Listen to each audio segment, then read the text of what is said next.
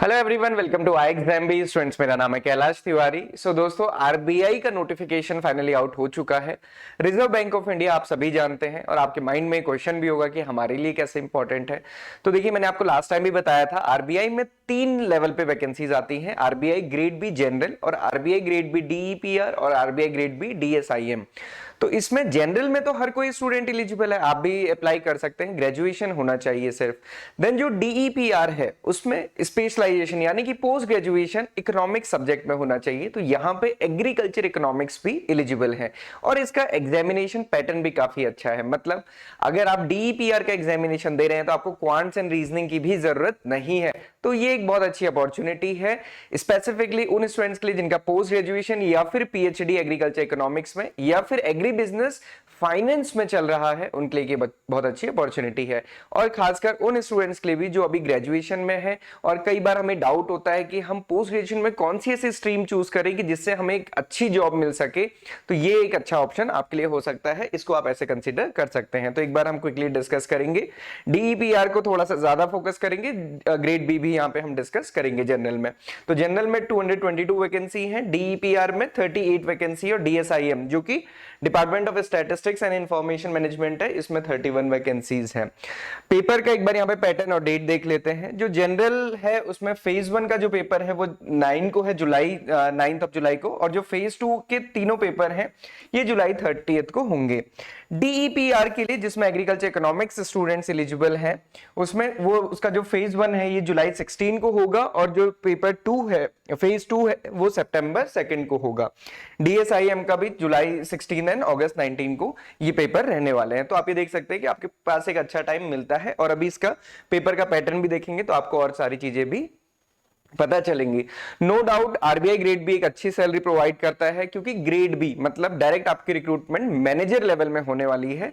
वहीं जबकि जहां पे सारे इंस्टीट्यूशन या फिर इवन बैंक भी आप ज्वाइन करते हैं तो आप असिस्टेंट मैनेजर लेवल पे ज्वाइन करते हैं, तो यहाँ पे डायरेक्ट मैनेजर लेवल पे ज्वाइनिंग होती है जिसमें ग्रेड पे 55,200 होता है। और यहीं पे इन्होंने मेंशन किया हुआ है कि सारा कुछ मिला के अगर आप देखेंगे तो पर मंथ 1,16,914 सैलरी होती है। एचआरए इसमें 15% और कुछ इंक्लूड किया हुआ है। इसके अलावा भी बहुत सारी फैसिलिटीज हैं जो हम पहले डिस्कस कर चुके हैं, तो ये आपको ध्यान रखना है। एज लिमिट इसमें 21 to 30 ईयर है। इसके अलावा जो मिनिमम एजुकेशन क्वालिफिकेशन है जनरल में तो कोई भी स्टूडेंट एलिजिबल है, मतलब एग्रीकल्चर में अगर आपका ग्रेजुएशन है तो भी आप इसको अप्लाई कर सकते हैं। और एग्रीकल्चर में अगर आपका ग्रेजुएशन है और अगर आप फाइनल इंटरव्यू तक पहुंचते हैं तो आपके पास डेफिनेटली एक बेनिफिट होगा क्योंकि आप इंडियन इकोनॉमी का एग्रीकल्चर वाला पार्ट बहुत अच्छे से समझते हैं, तो डेफिनेटली एक एडिटिव एडवांटेज आपके पास हो सकता है। डीईपीआर को अगर हम यहाँ पे देखें तो इसमें जो एजुकेशन क्वालिफिकेशंस है मास्टर डिग्री इन इकोनॉमिक्स और any other master degree where the economics is a principal constituent, और यहाँ पे मेंशन भी किया है एग्रीकल्चर इकोनॉमिक्स और साथ ही साथ एग्री बिजनेस फाइनेंस। तो ये अगर डिग्री आपके पास है या फिर आप परस्यू कर रहे हैं या पीएचडी कर रहे हैं, क्योंकि डिजायरेबल में पीएचडी भी है, तो आपके लिए एक बहुत अच्छी अपॉर्चुनिटी डीईपीआर होने वाली है। कि स्कीम ऑफ सिलेक्शन देखेंगे तो फेज 1 है, फेज 2 है और उसके बाद फाइनल इंटरव्यू है। ये पूरा स्कीम ऑफ सिलेक्शन है। एप्लीकेशन फीस भी जरूर ध्यान रखिएगा क्योंकि ये भी एक इंपॉर्टेंट फैक्टर है। हर एग्जाम देने में सिर्फ पढ़ाई ही नहीं करनी होती बल्कि ये सारे खर्चे भी होते हैं, वो भी आपको ध्यान रखने हैं। देन अगर हम जो जनरल पेपर है उसके पेपर पैटर्न की बात करें तो उसमें जो फेज 1 है जो 9 जुलाई को है उसमें general awareness, English, quants and reasoning रहेगा और इसके बेस पे जो स्टूडेंट सेलेक्ट होंगे वो फेज 2 का एग्जामिनेशन देंगे। फेज 2 ऑब्जेक्टिव प्लस डिस्क्रिप्टिव होता है जिसमें कि 3 पेपर होते हैं। पहला पेपर ईएसआई है, इकोनॉमिक एंड सोशल इश्यूज, तो अगेन नाबार्ड की प्रिपरेशन कर रहे हैं तो भी एक अच्छी अपॉर्चुनिटी है कि वो सारी चीजें आपको यहाँ पे बेनिफिट करेंगी। इसमें 50% ऑब्जेक्टिव 50% डिस्क्रिप्टिव है, टोटल 100 मार्क्स का ये एग्जामिनेशन होगा।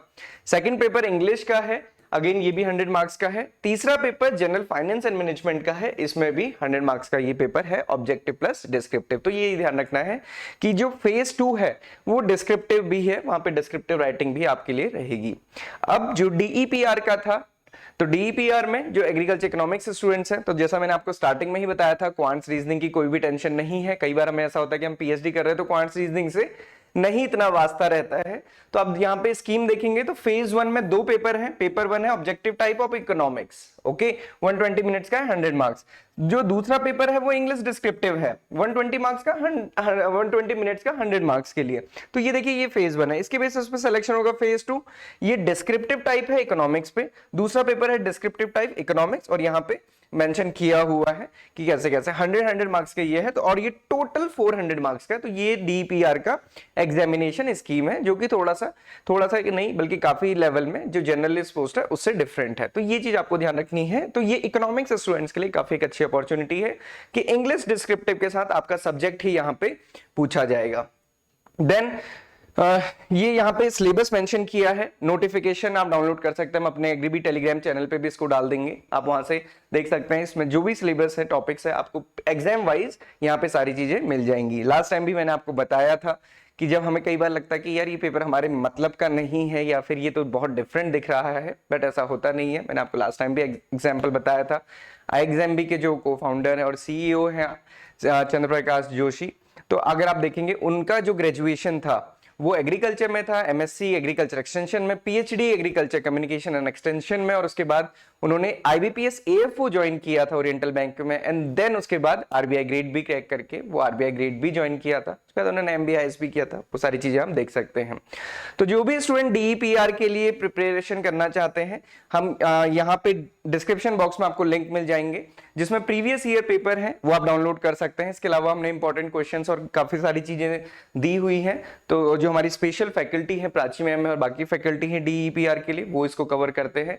तो वो आप देख सकते हैं, डिस्क्रिप्शन बॉक्स में आपको लिंक मिल जाएगा, आप डाउनलोड कर सकते हो। तो सबसे पहला प्रीवियस ईयर पेपर देखिए, उसके बाद आप ये डिसीजन ले सकते हैं कि प्रिपरेशन करनी है या फिर नहीं करनी है। So this is all for today. Thank you everyone for watching this video, and किसी भी डाउट क्वेरी के लिए आप हमें कमेंट कर सकते हैं या फिर कनेक्ट कर सकते हैं। RBI से रिलेटेड चीजों के लिए टारगेट RBI हमारा एक चैनल है, उसको आप ज्वाइन कर सकते हैं, वहां पे आपको सारी डिटेल्स मिल जाएंगी। Thank you everyone.